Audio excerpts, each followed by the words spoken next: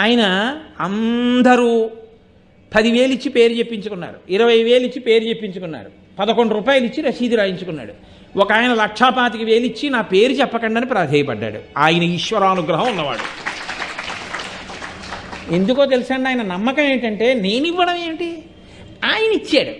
ఇప్పుడు వీళ్ళు నేను ఇచ్చానని చెప్తే దొంగని గాను, నీవా ఇచ్చావు నీదా అని అడిగితే ఏం చెప్పను.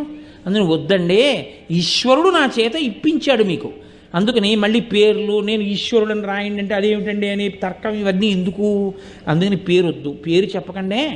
అందుకే గుప్తదానము గొప్పది అని మన వాళ్ళు ఎందుకంటారో తెలుసా అండి. గుప్తదానం గొప్పది అంటే అహంకార పరిత్యాగము చేసి ఉన్నాడు అని గుర్తు. ఆయనకు అర్థమైంది స్వం అంటే ఏమిటో, స్వామి అన్న మాటకు ఆయనకు అర్థమైంది. అర్థమైన వాడు ఒక్క మాట స్వామి అని పిలిస్తే చాలు, పలుకుతాడు ఆయన.